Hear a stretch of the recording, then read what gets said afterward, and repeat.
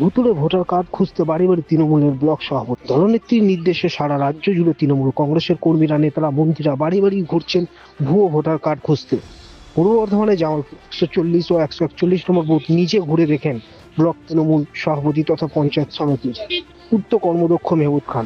জামালপুর বাজারে আজ তিনি ওই বুথ দুটি বাড়ি বাড়ি গিয়ে ভোটার খতিয়ে দেখেন। তিনি জানান, দলনেত্রী কেন্দ্রীয় সরকারের এই ভোটার কার্ডের খেলা ধরে ফেলেছেন। তার নির্দেশে সারা রাজ্যের সঙ্গে এই ব্লকের 13টি অঞ্চলে এই ভুতুরে ভুয়ো ভোটার কার্ড খোঁজার কাজ চলছে। আজ তিনি বেরিয়েছেন এই কাজে। তারই সঙ্গে ছিলেন বুথ সভাপতি শোভন বসু, পঞ্চায়েত সদস্য উত্তম পাত্র, শিবশঙ্কর রক্ষিত, পঞ্চায়েত সমিতির সদস্য রুমকি পাল সহ দলীয় কর্মী সমর্থকরা। আজকে আমাদের আমি জামালপুর ব্লকে আমার বিভিন্ন বুথে কাজ চলছে, প্রত্যেকটা অঞ্চলে কাজ চলছে।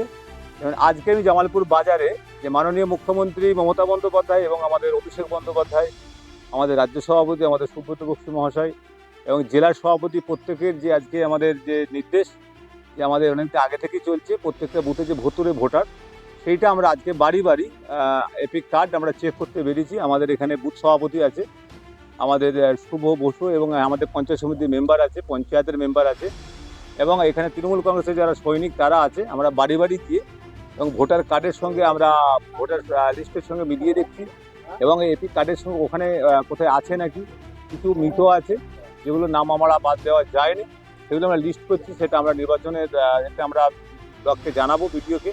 না হলে আমরা জেলার আমাদের পদ্ধতিভাবে যেমন আমাদের দল নির্দেশ দিয়েছে সেভাবে করবো। এবং সার্বিক এখানে দেখলাম আমাদের প্রায় গোটা 10 মৃত বেরিয়েছে। আর এই মৃত যেগুলো আছে সেগুলো আমরা দেখে তাদের ডেথ সার্টিফিকেট নিয়ে আমরা সেটা জমা দিয়ে যাতে ক্যান্সেল করা যায় সেই ভাবনাটা ভাববো।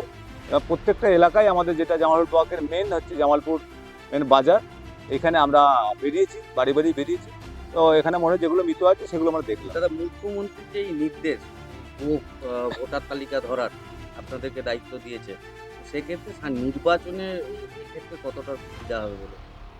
দেখুন, দিল্লিতে যে ভোট হয়েছে সেখানে যেভাবে আমাদের হরিয়ানা, উত্তরপ্রদেশ ওখানে ভোটার লিস্টের নাম আছে, এখানেও আছে। এই ভুতুরে ভোটার এইটা যে একটা বিজেপি যে ওর চিন্তাভাবনা নিয়েছিল, সেক্ষেত্রে আমাদের রাজ্যের মুখ্যমন্ত্রী মমতা বন্দ্যোপাধ্যায়, আমাদের দলনেত্রী, উনি কিন্তু ধরেছেন। তো নির্বাচন কমিশনারকে আমরা দলের পক্ষ থেকে আমরা জানিয়েছিলাম। জানানোর পর তার পরিপ্রেক্ষিতে ওনারা 3 মাস সময় দিয়েছে এবং আমরা চাই যে স্বচ্ছ ভোটার লিস্ট তৈরি হোক। প্রত্যেকটা মানুষ যাদের সত্যিকার ভোটার আছে তাদের ভোটারটা থাক, যেগুলো ভোটার দেখা গেল মৃত আছে, যেগুলো বহিরাগত আছে, তাদের কেন বাংলায় থাকবে? আমরা চাইছি বাংলার মানুষ যারা আছে তাদের যেন প্রত্যেকটা এইখানে যারা আছে এখানে ভোটার থাকবে।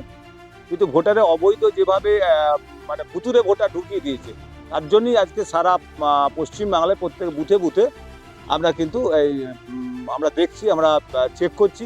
সেটা হয় রিপোর্ট করবো, আমরা দলকে রিপোর্ট করব, প্রশাসনকে রিপোর্ট করব, তারপরে যেটা দল সিদ্ধান্ত নেবে সেটাই।